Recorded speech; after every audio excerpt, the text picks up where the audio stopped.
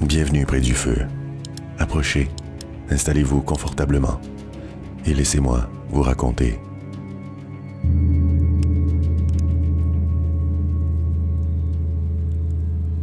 Un rake a visité mon camp scout. Enfant, je faisais partie des scouts, plus précisément des louveteaux, un groupe de 20 à 30 jeunes garçons de 8 à 11 ans, avec 5 animateurs. On se réunissait un soir par semaine pour apprendre différentes techniques de survie en forêt, comme s'orienter à l'aide d'une boussole, réaliser différents nœuds, faire des feux pour la cuisson ou construire un abri. Mais surtout, on jouait et on se faisait des amis dans un cadre stimulant. Rassurez-vous, je ne vous livrerai pas un cours théorique sur le scoutisme. Je veux juste préciser que Baden-Powell, le fondateur du mouvement scout, a choisi la thématique du livre de la jungle de Rudyard Kipling pour les louveteaux en raison des morales que contient cette œuvre. Et ce n'est pas faux. L'histoire de Mowgli et de ses amis dans la jungle est un excellent moyen de transmettre des valeurs de vie aux jeunes garçons. On en tire des leçons importantes sur la nature, la camaraderie, le respect, la loyauté, le courage. Les animateurs portaient d'ailleurs les noms des personnages du livre, Bagheera, Raksha, Hati, Baloo, Akela. J'étais un enfant timide et très introverti. Le mouvement scout et particulièrement les qualités des animateurs que j'ai eu la chance de côtoyer m'ont permis de m'ouvrir sur les autres et de prendre confiance en moi. Des éléments qui ont fait de moi l'homme que je suis aujourd'hui avec le coffre à outils nécessaire pour affronter les moments plus difficiles. 2 fois par année, l'hiver et l'été, les animateurs organisaient un séjour en forêt, à différents endroits au Québec. On appelait cela un camp scout. On y passait quelques jours et nuits. Imaginez l'excitation de 25 amis de 10 ans qui s'en vont vivre ensemble des aventures en forêt. Cet été-là, on campait en forêt près d'une rivière dans la région de Portneuf. Nous dormions dans des tentes de prospecteurs. Ce sont de grosses tentes de toile épaisse avec un plancher de bois légèrement surélevé et qui peuvent accueillir environ 8 enfants chacune. Les animateurs mettaient beaucoup d'efforts et de créativité dans des mises en scène inventives qui rendaient ces séjours mémorables. Par exemple, cet été-là, ils avaient élaboré un scénario dans lequel des extraterrestres débarquaient dans la forêt et menaçaient la sécurité de villageois. À travers différentes épreuves et défis, notre groupe devait repousser les envahisseurs afin de libérer ces villageois. On savait bien que ces personnages étaient en fait les animateurs costumés, mais on se prêtait au jeu volontiers. On vivait notre camp, comme ils disaient. En journée, on faisait de la randonnée, différents jeux, de la baignade, et le soir, on se réunissait au coin du feu. On chantait des chansons, on se racontait des histoires de peur. Il y avait aussi une journée d'activité à l'extérieur du campement qui était prévue. Les grottes de Saint-Casimir, aussi connues sous le nom de Trou du Diable, forment le second plus grand réseau de grottes du Québec, avec plus de 980 mètres de couloirs souterrains. Il y a 3 couloirs principaux dans ce système. Nous ne visitions que le premier, plus accessible, les 2 autres étant réservés aux spéléologues plus expérimentés, offrant des niveaux de difficulté nettement supérieurs dans un dédale de détours, de passages étroits et dangereux. Dans le groupe, il y avait notamment mon ami Luc. Ses parents avaient acheté une petite maison dans ma rue l'année précédente, et nous nous étions tout de suite bien entendus. Lui était plutôt exubérant, alors que moi, comme je vous l'ai mentionné, j'étais du genre réservé. On formait tout un duo et on se complétait à merveille. On avait revêtu les équipements de sécurité avant de s'enfoncer en file indienne dans les 3 passages qui menaient au premier couloir. Je suivais Luc de près. Nos casques et nos lampes frontales sur la tête, on avançait dans le sombre labyrinthe tandis que le guide nous expliquait comment l'eau avait dissous la roche calcaire pendant des milliers d'années, formant ces galeries. Il mentionna que le réseau n'était probablement pas cartographié au complet et que plusieurs salles restaient encore à découvrir. L'explorateur en moi se sentit interpellé, et à mi-chemin, quand je remarquai une ouverture dans la paroi sur ma droite, je décidai de m'y engouffrer en douce sans que personne ne le remarque, même pas Luc. C'était naïf, stupide et extrêmement téméraire. Ceci dit, je n'étais qu'un gamin qui ressentait l'appel de l'aventure. Je franchis le tunnel à 4 pattes et j'atteins une petite salle dont le sol était couvert d'une dizaine de centimètres d'eau. Ça sentait la terre et l'humidité, mais il y avait autre chose, comme une puanteur soutenue. Un peu plus loin, sur la gauche, à la même hauteur que ma tête, il y avait une seconde embouchure d'environ 1 mètre de diamètre. Je ne voulais pas prendre de retard sur le groupe, alors je n'y jetterai qu'un bref coup d'œil. Que pouvait-il m'arriver de toute façon, pensais-je inconscient. Et puis, j'étais convaincu d'être le premier humain à visiter cette partie de la grotte. On nommerait peut-être tout un couloir à mon nom, qui sait. Exalté, je traversai la petite salle, chaque pas résonnant d'un splouche caractéristique. J'avançai la tête dans le trou, plein d'enthousiasme à l'idée de découvrir ce qui se cachait de l'autre côté.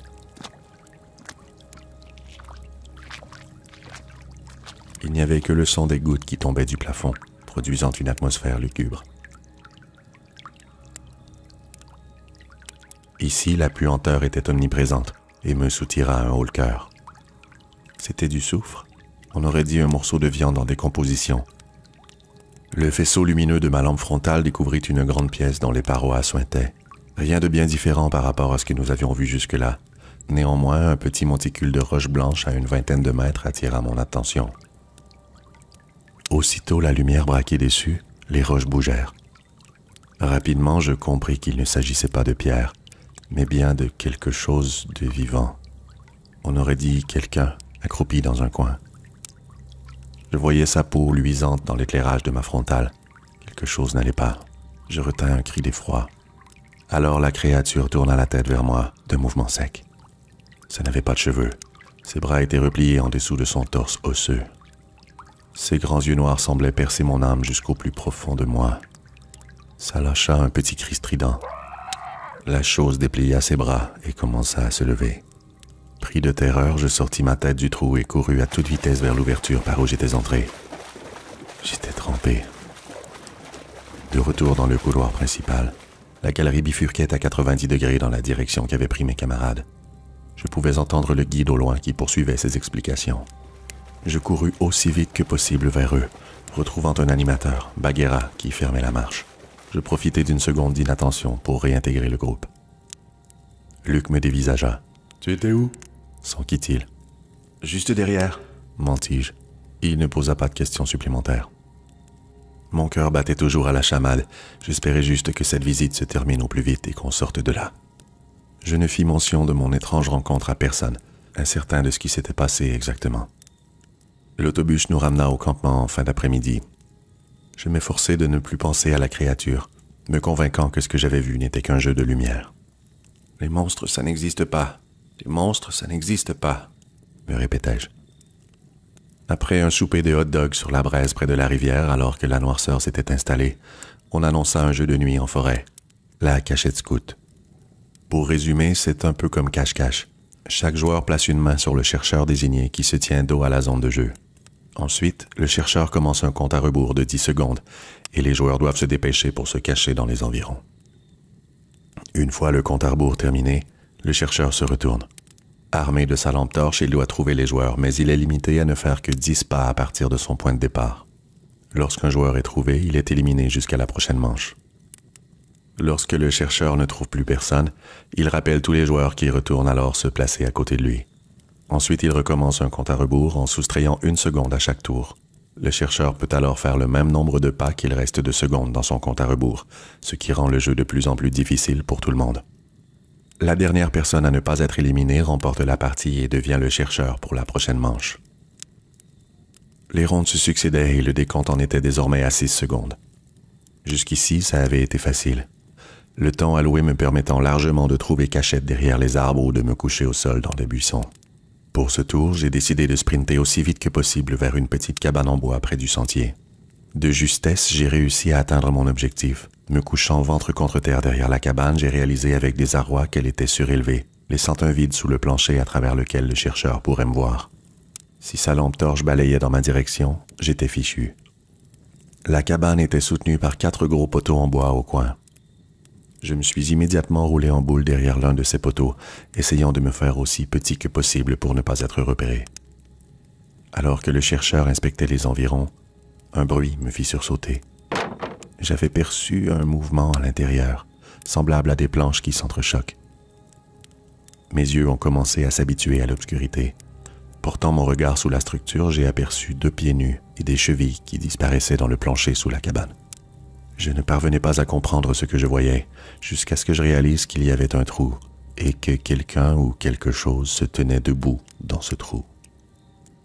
Sa peau pâle me rappela immédiatement la créature que j'avais vue dans les grottes. J'ai poussé un cri et me suis levé précipitamment, reculant dans le sentier. « Je te vois !» Le chercheur braquait sa lumière sur moi, fier de son coup. Je restais planté là à regarder la cabane, horrifié. Hé, je te vois. Je sortis finalement de ma stupeur et criai. Les gars, il y a quelqu'un là-dedans. Pendant les quelques secondes qu'il fallut au groupe pour me rejoindre, j'entendis quelque chose d'étalé dans l'obscurité derrière la cabane, remuant les buissons sur son passage. C'était juste là, dans le trou en dessous de la cabane, fis-je, hébété en pointant l'endroit. Les jeunes à quatre pattes scrutaient l'espace exigu sous la structure. Évidemment, les pieds nus n'étaient plus là. Chacun y allait de sa théorie en lien avec le scénario du camp. C'était sûrement les extraterrestres, avait lancé Luc. Quelques animateurs s'étaient approchés aussi. Tous me dévisageaient comme si j'étais cinglé. « Je vous jure qu'il y avait quelqu'un !» implorai-je. Après une courte ronde d'inspection des alentours, les animateurs ont pris soin de me rassurer. Ils ont affirmé qu'il ne pouvait s'agir que d'un animal et qu'il était désormais parti. J'avais entendu Akela demander à Hattie si cela faisait partie du scénario du camp. Hattie avait répondu que non. Le jeu prit fin et nous fûmes envoyés au lit. De toute façon, un orage se préparait et personne ne souhaitait dormir trempé. Mes 7 compagnons de camp et moi nous sommes donc dirigés vers notre tente. Pour le plus grand plaisir des jeunes campeurs, au moins une fois par séjour, les animateurs venaient nous effrayer en pleine nuit. Ils secouaient la tente déguisés en monstres selon le scénario, puis l'un des personnages de l'histoire venait nous rassurer. Cela faisait partie intégrante de l'expérience et bien que nous sachions que tout cela n'était qu'une mise en scène, nous adorions l'adrénaline que ces moments nous procuraient. Ce soir-là, le cœur n'y était pas. J'avais déjà eu ma dose d'adrénaline pour la journée. Nous étions allongés depuis une trentaine de minutes. Tout le monde était déjà endormi, sauf moi. Le tonnerre grondait de plus en plus près. Des bruits de pas dans la gravelle se firent entendre juste à côté. Était-ce l'un des animateurs? J'entendis ensuite une respiration haletante, des grattements sur le tissu de la tente. Je réveillai Luc qui dormait à côté de moi. « Luc! Luc! Réveille-toi! » Il se réveilla en sursaut et enfila ses lunettes, son visage passant d'une expression endormie à une excitation palpable. « Les extraterrestres sont là !»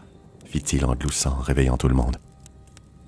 On était tous figés dans nos sacs de couchage, les oreilles aux aguets, certains que le moment du grand frisson était venu, que les extraterrestres venaient nous faire peur. Un éclair illumina la scène et projeta une ombre sinistre sur les parois de toile. La pluie se mit à tomber, emplissant la scène de son bruit caractéristique. Un nouveau son inquiétant, un couinement, de nouveaux grattements, un nouvel éclair. Le tissu de la tente bougea, puis tout se déroula très rapidement. Tout le monde était levé debout dans la tente. En sous-vêtements, nous nous bousculions derrière la seule fenêtre pour tenter de voir ce qu'il y avait dehors. La fenêtre était constituée d'un plastique mou transparent collé sur un trou dans la toile sur l'un des flancs. Un visage monstrueux apparut de l'autre côté. La pluie ruisselait sur son crâne chauve. J'en étais certain, ce n'était pas un animateur déguisé. C'était la créature que j'avais vue dans les grottes. Mes camarades, eux, crurent tout de suite que c'était un extraterrestre tiré du scénario du camp. Qu'importe, nous avons tous crié, reculant vers l'autre bout de la tente. Certains, paniqués, sautillaient sur place. Le visage toujours plaqué sur la fenêtre, la créature ouvrit la bouche toute grande. Là, les autres comprirent que quelque chose n'allait pas du tout. La chose disparut, elle s'était penchée et commença à soulever la toile sous la fenêtre. Ça allait entrer. On entendit alors une voix d'homme à l'extérieur qui cria « Hé, vous !» C'était Bagheera. Sa lampe de poche pointait directement dans la fenêtre de notre tente et la créature se releva, poussa un cri et s'enfuit en courant dans la forêt. Bagheera arriva dans la tente, trempé et le regard inquiet. C'était la première fois que je voyais ce regard sur son visage, habituellement si sûr de lui et rayonnant de confiance. Il tenait un masque d'extraterrestre dans ses mains. « Tout le monde va bien ?»